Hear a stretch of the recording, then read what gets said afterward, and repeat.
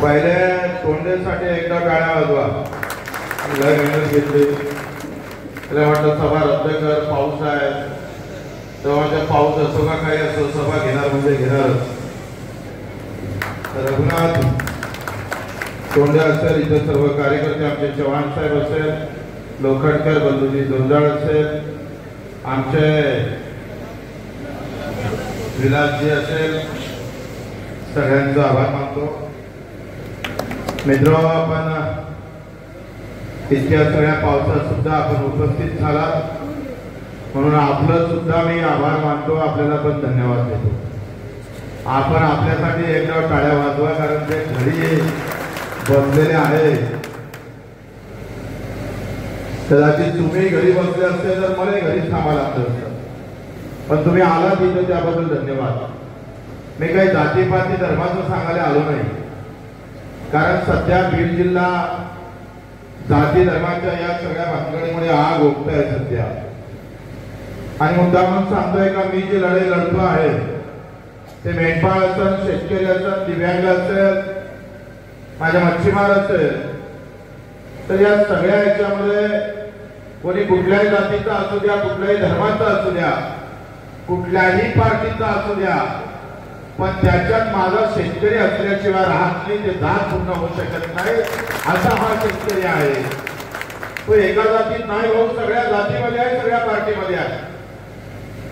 आणि मग रात्रभर झोप लागत नाही. एका शेतकऱ्याची संख्या अधिक जास्त आहे, फिर उसकी आवाज क्यों बड़ी नहीं है? जर देशामध्ये शेतकऱ्यांची संख्या जर सगळ्यात जास्त असत तर त्याचा आवाज पण मोठा व्हायला पाहिजे होता. पण दुर्दैव असा आहे का ज्याची संख्या जास्त त्याच्यावरच अन्याय सुरू आहे. त्याला रोज आम्ही पाहतोय खड्ड्यात घालण्याची व्यवस्था केल्या जातात.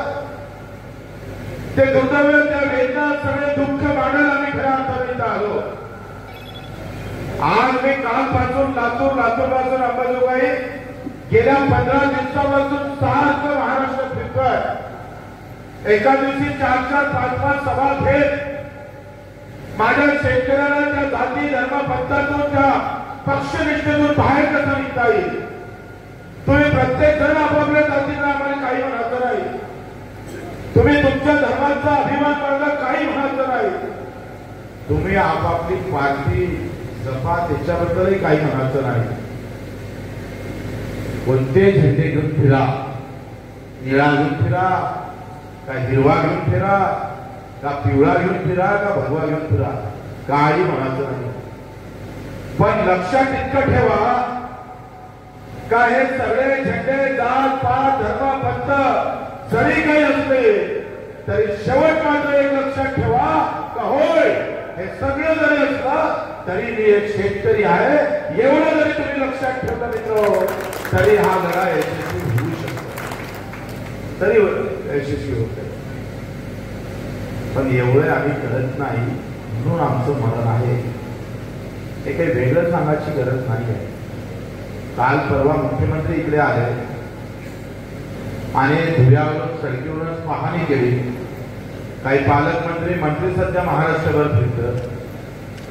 आज तर मी येता एक पत्रकारांना मुख्यमंत्र्यांनी खूप चांगला प्रश्न विचारला. म्हणजे पंजाबच्या शेतकऱ्यांना 50,000 रुपये दिले, तुम्ही काय देणार आहे? आणि मुख्यमंत्र्यांचा उत्तर फार मस्त आहे. हा म्हणत होता का पंजाबच्या शेतकऱ्याला 50,000 तिथलं सरकार देतं, ते इथल्या सरकारपेक्षा लहान आहे. तिथलं बजेट 2 लाख कोटीचं आहे, आमच्या महाराष्ट्राचं बजेट 7 लाख कोटीचं आहे. तरी पंजाबचं सरकार मात्र त्या सगळ्या आमच्या शेतकऱ्याला दिलासा देण्याचं काम करतं आणि ते रोज 50,000 देतं. मुख्यमंत्री महोदय, तुम्ही का कमी देता?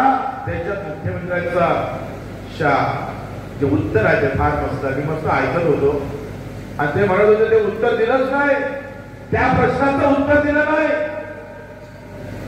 त्यांनी काय सांगितलं उत्तरात माहिती आहे? अरे मी आजच 8 जिल्हाधिकाऱ्यांची बैठक घेतली. मी त्यांना सांगितलं ग्राउंडवर जा, आम्ही सांगितलं ते धुळ्यावर पहा, त्यांना कशी मदत देता येईल ते पहा. उत्तर नाही आलं. चौथ्या आठवड्यात कुठं तरी चांगलं उत्तर देते.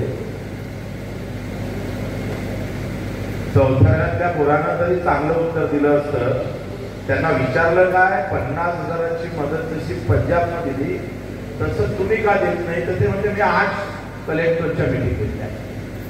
हे उत्तर आहे का? कसं बनवलं जातं, कसं फिरवलं जातं लक्षात घ्या. पुण्यावर गेले आणि किती पैसे देतो सांगितलंच नाही. जीआर काय काढला 6,800 रुपयाचा आणि बोलतोय काय तर आम्ही नियम बाजूला ठेवून पैसे देऊ. किती पैसे देणार सांगतच नाही.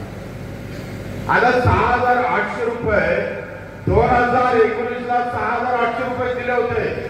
तिथून 6 वर्ष झाले. खत वाढलं, बियाणं वाढलं, मजुरी वाढला, सगळा खर्च वाढला.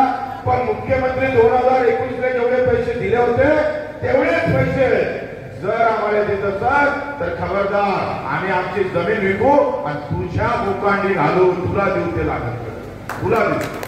हे भिका भीक, हा जो भीक देण्याची पद्धत आहे ते तुम्ही बंद केले पाहिजे. आता रिलायन्स धोक्यात आलं होतं. रिलायन्सचा उद्योग माहिती आहे का तुम्हाला? छोट्या अंबानीचा किती कर्ज माफ केलं. तो उद्योग खात्यात आल्याबरोबर एका अर्जावर 48,000 कोटी माफ केले. 48,000. नॅनोकार, त्या नॅनोकारला मोदी सरकारनं 550 कोटी रुपये 0.01% व्याजानं दिले. म्हणजे नसल्यासारखेच दिले. कुठल्याही व्याज आकारणे. तुम्ही बकऱ्या जरी घेतल्या, तुम्ही पिकावर कर्ज जरी घेतलं तर 18 ते 26% वसूल केलं जातं. मायक्रो फायनान्स आहे, महिंद्रा आहे, अंधाधुंद चालू. जितना लूटना चाहिए उतना लूटने को सरकार तयार है. तुमचे लचके तोडायचे. तुम्हाला माहित आहे का जंगलामध्ये हरणाचे कळप खूप असतात आणि वाघ एकटाच असतो. हरणानं वाघाने खाल्लेलं पाहिलं का कधी? त्या वाघ त्या हरणावर आम्ही पाहतो त्याचे लचके तोडतो. तो हत्तीवर आक्रमण करताना किंवा शिकार करताना 10 विचार करतो. बिलकुल जंगलासारखी व्यवस्था, पशुपालनासारखी व्यवस्था आमची आहे. लुटाने या सरकारने इथल्या उद्योगपत्याला, इथल्या श्रीमंताला, इथल्या सरकारला लुटाने तुमच्याशिवाय दुसरं कोणी नाही. जसं जंगलात हरणाशिवाय वाघाले दुसरी शिकार सापडत नाही तसं इथल्या सरकारला तुमच्याशिवाय दुसरी शिकार नाही. एकच शब्द खोटा बोलत नाही. कारण तुमची संख्या जास्त आहे. आवाज तो आपका बड़ा होना था, बात तो आपकी चलनी थी, पैसा तो आपको ज्यादा मिलना था. तुमची आमची सगळ्यांची संख्या जास्त असल्यानंतर आम्हाला मदत का भेटत नाही? सरकार आमच्यासोबत झुकत का नाही? कारण तुमचे गावागावात वाद करून ठेवू. कधी ओबीसी म्हणून मराठा म्हणून भांडायचं, कधी मुसलमान आणि हिंदू म्हणून भांडायचं, कधी दलित आणि इतर समाज म्हणून भांडायचं. आणि नाहीच भांडण लागलं तर पार्टी म्हणून भांडायचं. तू भाजपवाला है और मैं राष्ट्रवादीवाला हूं. कारण जसा अंधेरा कायम रहेगा वैसा झगडा कायम रहेगा. जेवढा आम्ही पाहतोय जेवढे वाद गाव स्तरावर होईल तेवढं सरकार निश्चित असतं. कारण तुम्ही गावागावात भांडत राहिले का सरकारसोबत भांडणारी वेळच भेटत नाही. माझ्यासारखा महामुंबईत एखादा त्याच्या पाठीमागे उभे राहत नाही. कारण जातीचं जेवढं स्प्रीट आहे, जातीसाठी जेव्हा आम्ही फरकतो तेवढं आम्ही शेतकरी म्हणून पेटून उठत नाही. ही काळ्या दगडावरची पांढरी रेषा, याच्यात काही चूक नाही आहे. 6.5 लाख शेतकऱ्यांच्या आत्महत्या झाल्या. बंजारा मेला, वंजारा मेला, मराठा मेला, ओबीसी मेला, तेली मेला, माळी मेला, धनगर गेला, सगळे मरण पावले. पण कधी आम्ही पाहिजे पेटून उठलो नाही रे. आम्हाला रागच येत नाही. पण जातीच्या नावाने मेला तर तळपायातल्या मस्तकात गेल्याशिवाय बगर आग लावायची आग लागतो. पण शेतकरी म्हणून कधी आग लागेल का? शेतकरी म्हणून मला पेटता येईल का? मी शेतकऱ्यांसाठी कधी मशाल पेटवणार का? आम्ही रस्त्यावर कधी येणार का? हे प्रश्न अनुत्तरित आहे. त्याच्यासाठी कोणी लढावं नाही. सकाळ निघालं का ओबीसीचा नेता बोलतोय, दुपार झालं का मराठ्याचा बोलतोय, नंतर रात्र झाली का दलित बोलतोय आणि उरला सुरला मग हिंदू मुसलमानावर थांबतो. शेतकऱ्यासाठी बोलणारे आहेत का? ना सभागृहात आहे ना रस्त्यावर आहे ना कुठं. 3,500 रुपये भावानं सोयाबीन विकायला लागले असती जर पाऊस नाही आला असता. पण दुष्काळ पावसामुळे नुकसान तर झालंच, पण कदाचित तुम्हाला सोयाबीन पिकले असते तर काय भाव विकायला लागले असते आम्हाला? काय भाव विकायला लागले असते? तर सोयाबीन उत्पादक शेतकरी आहे का? आत्महत्येकरावर किती लोक आहेत? सगळेच आहे. आता काय भाव, मागच्या वर्षी काय भाव विकली तुम्ही? 3,800 शिवाय 4,000. पण एखाद्या नाही कोणी आंदोलन केलं का याच्यावर? कधी कोणी बोललं का आमचा नेता गीता जाती पाती धर्मातला काही समजत नाही. कारण याच्यावर बोललं तर मत नाही भेटत.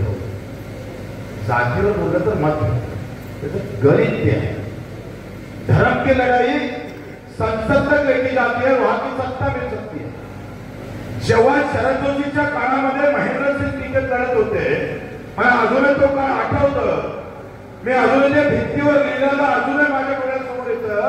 शरद जोशीच्या काळामध्ये आमच्या भिंतीवर लिहिलं जात होतं, भीक नको हवे घामाचे दाम. मला तो काळ अजूनही आठवतो. प्रचंड देशामध्ये शेतकऱ्याची ताकद वाढत चालली होती. महाराष्ट्रावर देशभर आंदोलन चालले होते आणि नेमकं बीजेपीनं त्यावेळेस अयोध्याची लढाई सुरू केली. प्रभू रामचंद्र धर्माची लढाई मोठी झाली आणि शेतकऱ्याची लढाई लहानशी होऊन विजून गेली. कारण भावनेत लोक जास्त पडतात. त्यावेळेस जर ती शेतकऱ्याची लढाई मोठी झाली असती तर स्वामीनाथन आयोगाचा 50% नफा करून भाव भेटला असता तर आज माझ्या शेतकऱ्यांच्या घरी गाडी राहिली असती 4 तास. ही लढाई जर मोठी झाली आम्ही भावनेत वाहून गेलो. आम्हाला प्रभू रामचंद्राचं मंदिर महत्वाचं वाटलं, बटेंगे तो कटेंगे महत्वाचं वाटलं, एक है तो सेफ है महत्वाचं वाटलं, कधी मुसलमानाला फतवा महत्वाचा वाटला, कोणाला निळा फतवा हिरवा पिवळा महत्वाचा वाटला, पण शेतकऱ्याचा अजेंडा महत्वाचा वाटला. आज आपण पाहिजे आमच्या सोयाबीनच्या भावाची शिफारस केली 7,070 रुपयाची. ते मी केलेली शिफारस, ही शिफारस केली राज्य सरकारने. तो तुमचा पाशा पटेल आहे ना, त्याचा अध्यक्ष आहे, तो एक संघटनेत होता पण बीजेपीत गेला बघितला. 7,770 रुपयाची 7,070 रुपयाची शिफारस केली. 5 कृषी विद्यापीठाने याचा जमा खर्च आणि उत्पादन काढला, त्याचा सरासरी भाव काढला. 15% नफा जर लागत असत तर इथल्या शेतकऱ्याला सोयाबीनला पर क्विंटल 7,070 रुपये भेटले पाहिजे असं बच्चू कडू म्हणत नाही. कोण म्हणतं रे? राज्य सरकार म्हणतं. मग या भावाची शिफारस केली केंद्र सरकारला. मोदी साहेबांनी भाव काय जाहीर केले सोयाबीनचे माहिती आहे का तुम्हाला? यावर्षी काय भाव जाहीर केले कोणाला माहित नाही. हाच तर तुमचा प्रॉब्लेम आहे. तुम्हाला तुमचं माहित नाही, हा हे दुःख आहे. केंद्र सरकारनं जाहीर केले 5,380 रुपये, म्हणजे 2,000 रुपये कमी भाव दिले. एका क्विंटल मागे 2,000 कमी, एका 8 क्विंटल. आणि जर मार्केटमध्ये विकलो तर आजच्या 20,000 रुपये पर एकरानं कमी दिले. 15% नफा सुद्धा शेतकऱ्याला भेटू शकत नाही. सोयाबीन निघाली तरी, पण तरी आम्ही सत्ता देत नाही. मला माहित आहे आरक्षण महत्वाचंच आहे, त्याच्यासाठी त्यांनी लढावं, त्याच्याबद्दल आमचं काही दुमत नाही. पण आरक्षणानं जेवढं भलं होऊ शकत नाही तेवढं माझ्या सोयाबीनला 10,000 भेटले आणि कपाशीला जर 15,000 भेटले तर अख्खं गाव सुखी झाल्याशिवाय राहत नाही. एवढी अख्खं गाव सुखी राहू शकतं. पण ती लढाई मागं जातं आणि जाती धर्माची लढाई मोठी होतं. आणि इथंच आम्ही बसतो. आमची मानसिकता काय गावातल्या कार्यकर्त्यांची, बाप मेला तरी बेहत्तर, नेता जिवंत राहायला पाहिजे. आम्हाला नेत्याची करायला बापाची, ज्या मायनं 9 महिने पोटात ठेवलं त्या मायाचे वाक्य अजूनही तशा तसेच आहे. ती तशीच रडणार, तिचं दुःख तसंच चेहऱ्यावर दिसतं. पण लढण्याची ताकद युवकांमध्ये नाही. कारण ही लढाई आमचीच नाही, असा जो समज झालाय तो काढला पाहिजे. आता आम्ही जे लढाई लढतो भाऊ, ती पैशाची लढाई लढतो. ना जाती भेद आहे ना धर्मभेद आहे. खरा भेद जर असेल तर अर्थभेद आहे, पैशाचा भेद. पैसा येते कुठं आणि जाते कुठं याच्यावर लक्ष ठेवा. पैसा येतो देतो आम्ही आणि जातो अंबानी. पैसा देतो आम्ही, जातो अधिकाऱ्याला. पैसा जमा होते आमच्याकडून, पण पैसा जातो नेत्याच्या घरात. एका नेत्याची संपत्ती 500, 800, 900, 1000 कोटीची आहे. एकंदरीत किमती जर गेली, लपवलेली संपत्ती जरी पाहायला भेटली, तर यांनी तुमच्या याच्यावर आमच्या आमदाराचा पगार 2010 मध्ये 10,000 रुपये होता. किती? 70,000 रुपये होता. 2010 मध्ये 70,000 आमदाराचा पगार होता. 2024 मध्ये या आमदाराचा पगार 3.5 लाख झाला. निवडून आम्ही दिलं, पगार त्याचा वाढला. कुठल्याही जातीचा असू दे, कुठल्याही धर्माचा असू दे, तुमच्यासमोर जातीचे गणित मांडणार आणि लुटणार पण तुम्हालाच. कारण जातीसाठी जेवढा माणूस भडकतं तेवढा शेतमालाच्या भावासाठी भडकत नाही. आता मुख्यमंत्री काय म्हणत होते का आम्ही दुष्काळ पडल्यावर कर्ज मागतो. आता म्हणतो मार्च पर्यंत थांब. आणि आम्ही 28 तारखेला आंदोलन ठेवलं आहे. 28 ऑक्टोबरला नागपूर किंवा संभाजीनगर. मी तुमच्या आशीर्वादानं सांगतोय, तुम्हाला हे सांगायला चालू. जर 28 पर्यंत मुख्यमंत्र्यांना कर्जमुक्ती केली नाही आणि आमच्या हमीभावाचा विषय जर घेतला नाही आणि आम्हाला जे पैसे आहेत 6,800 आम्हाला मान्य नाही, ते जर वाढवून दिले नाही, तर बच्चू कडू रक्त व्हायला तयार आहे, मागे पुढे असणार नाही. ताकदीनं अतिशय रक्तरंजित क्रांती करायला आम्ही तयार आहोत. जे काय व्हायचं असेल ते एकदा होऊन जायचं आहे. शेतकरी म्हणून जगायचं आहे, शेतकरी म्हणून लढायचं आहे. मित्रांनो, हे अस्तित्वाची लढाई आहे. जशी जाती धर्माच्या लढाई म्हणून तुम्हाला सांगितलं जातं, पण या जाती धर्माच्या लढाईमध्ये शेतकरी आहे का नाही ह्याच विचार सरकारने पडलेला दिसतं. आणि मी शेतकरी आहे, त्यासाठी ही लढाई महत्वाची आहे, त्यासाठी तुम्हाला यायची आहे. आम्ही अर्थ लढाई का म्हणतो तर सभागृहामध्ये मी 20 वर्ष सभागृहात होतो. ज्याला 2 पाय नाही, हात नाही, डोळे नाही, त्यासाठी सातत्यानं लढत होतो. मी कालचं मागचं रेकॉर्ड पाहिलं सभागृहाचं, का माझ्या अगोदर दिव्यांगावर कोणी बोललाय का सभागृहात?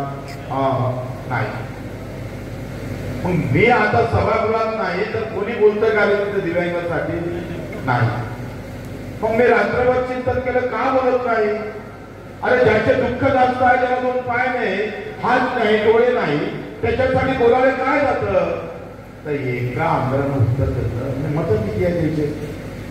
विषय संपला. गणित मतावर येऊन थांबलं. जातीचं बोललो तर मतही वाढते आणि आमदारही होते.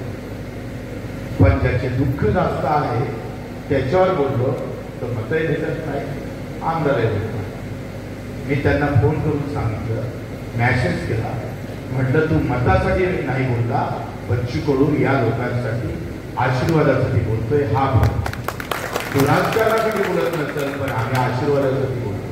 तो कोणत्या जातीचा आहे, धर्माचा आहे, पंथाचा माहीत नाही, पण त्याचे दुःख तुमच्या आमच्यापेक्षा जास्त आहे.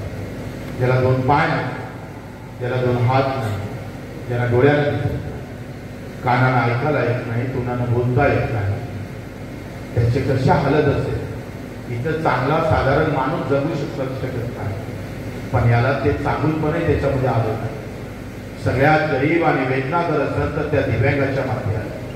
8 लक्षवेधी बच्चू कडून केल्या, 200 गुन्हे दाखल करून घेतले, 182 शासन निर्णय काढले, 600चा रुपयाचा महिना 1000 रुपयावर नेला, 1000चा 1500वर नेला. आणि आता 7 दिवस अन्नत्याग आंदोलन केलं. कर्जमाफीसाठी समिती तयार झाली आणि माझ्या दिव्यांगाचे 2,500 रुपये वाढवून घेतले. ही पैशाची लढाई, ही पैशाची लढाई आम्ही जिंकलो. आम्हाला हे पैशाची लढाई जिंकायची आहे. तो सगळ्या जातीच्या लोकांना फायदा झाला. हा दिव्यांग एका जातीत आहे का रे? नाही, तो सगळ्या जातीत आहे. आणि त्या अशा दुर्लक्षित घटकासाठी आम्हाला काम करतात.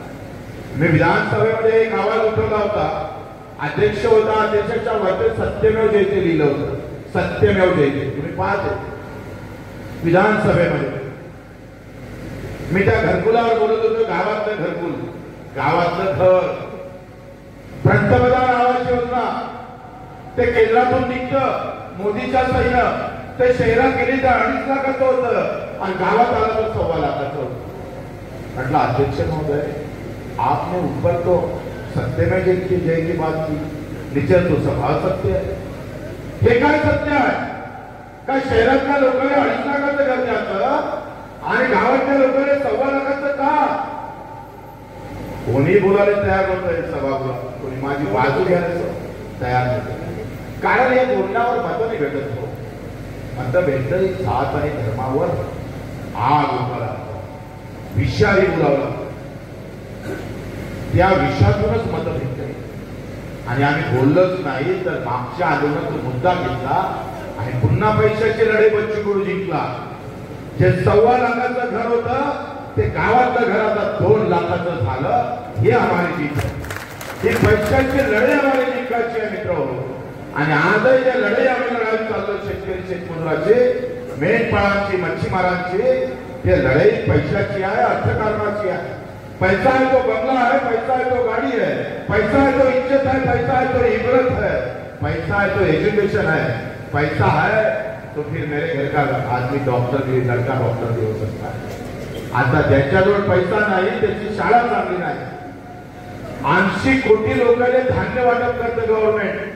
म्हणजे सरकारनं सांगितलं का 140 कोटी जनतेपैकी 80 कोटी लोक भुके मरतात. म्हणजे 80 कोटी लोकांना राशन कार्ड वाटावं लागतं, राशन वाटावं लागतं. ते खाजगी खाजगी शाळेची फी कशी भरणार?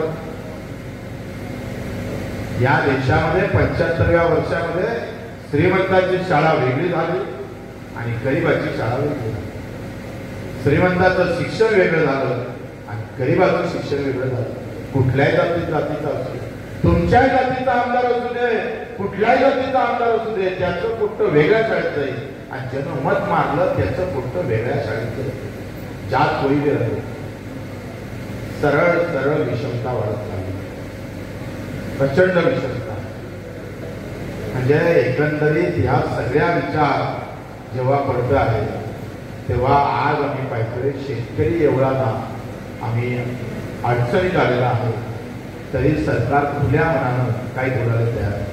अजित दादा म्हणतोय पैशाचं सोंग येत नाही, पण तुम्ही तर 3-4 सोंग बदलवले. अजित सकाळी काय लक्षवेधी केले, शपथविधी केले, ते सोंग करता आलं ना दादा? तुम्हाला पैशाचं सोंग करता येत नाही तर राहता कशाला खुर्चीवर? सोडा शेतकऱ्यासाठी, दाखवा दिलेली. अरे एखाद्याच्या बाजूचं घर जरी एखादा उपाशी असला तरी माझा शेतकरी असा म्हणतोय काही घेऊ नको, माझ्या ताटातलं तुला आणून दे, पण तू हिंमत हारू नको, असा राहण्यातला गरीब माणूस म्हणतं. आणि हा वित्तमंत्री असं म्हणतं का पैशाचं सोंग करता येईल? अरे नाही हाताने देता येत तर शब्दानं तरी श्रीमंताचे बोल ना. तेवढे यांना जमत नसेल तर हे लोक हाकलून नाही तुडवाले पाहिजे, तुडवाले पाहिजे. पैसा आमच्यासाठी नाही. शक्तीपीठ कोणा मागितलं होतं? कोणाला मागता शक्तीपीठ 70-80 हजार कोटीचं कसं काय दिलं तुम्ही? आम्ही पाहिजे हे शक्तीपीठ आम्ही गृहनिर्माणचे मुंबईची योजना सगळ्या बिल्डरच्या घरात घातली, ते 75,000 कोटीचे. अरे 80,000 कोटी तर आम्ही 80 ते 1.25 लाख कोटीमध्ये तर आमचं शेतकऱ्याचं सगळं कर्ज माफू शकते. पण त्याला माहित आहे यांना राग येतो, शेतकऱ्याला राग येत नाही, तो संताप व्यक्त करत नाही. तुमच्यापेक्षा बैल बरा आहे, तो किमान लाच तरी मारतो, तुम्ही बोलाले आणि ते बोलते व्हावं याच्यासाठी हा प्रयत्न करतो आहे. 28 तारखेला नागपूर किंवा संभाजीनगरला सगळ्या जातीपातीतल्या लोकांनी काय असेल तुमचे झेंडे तुमच्याजवळ ठेवा, पण एक लक्षात ठेवा, त्या झेंड्याला जो कापड लागते आणि कापडाला जो कापूस लागते ना, तो मला बाप शेतकरी पिकवते. लक्षात ठेवा, बाप आपला शेतकरी पिकवते. झेंडा कोणत्या रंगाचा असू दे, पण कापूस माझ्या शेतकऱ्याचा आहे, तो आमच्या शेतकऱ्याचा लक्षात ठेव. आणि त्याची आठवण म्हणून भाऊ आम्ही पाहतो का तुम्ही सगळ्यांनी जास्तीत जास्त संख्येनं रघुनाथ असेल, चव्हाण साहेब असेल, सगळे मला आनंद आहे तर सगळ्या जातीचे लोक इथं आहेत.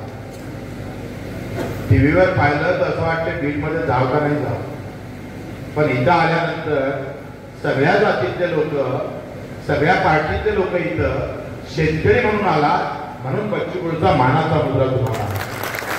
तर तुम्ही आम्ही शेतकरी म्हणून इथं आलो, त्या गरीब शेतकरी, कष्टकरी, काम करी, रक्ताचं पाणी करणारा, रात्रीचा दिवस करणारा, एका दाण्याचे 100 दाणे करणाऱ्या माझ्या शेतकऱ्याच्या घरात सुखाचे दिवस आले पाहिजे. तोही आनंदी राहिला पाहिजे, त्याचा एक मोठं डॉक्टर झालं पाहिजे, त्याच्या दिवाळीमध्ये, दसऱ्यामध्ये तो अधिक दिवगणित झाला पाहिजे. आणि आम्ही असं पाहतोय शहरातल्या लोकांना माझं काम आवडायला लागलं पाहिजे, याच्यासाठी हा प्रामाणिक प्रयत्न आम्ही करतो आहे.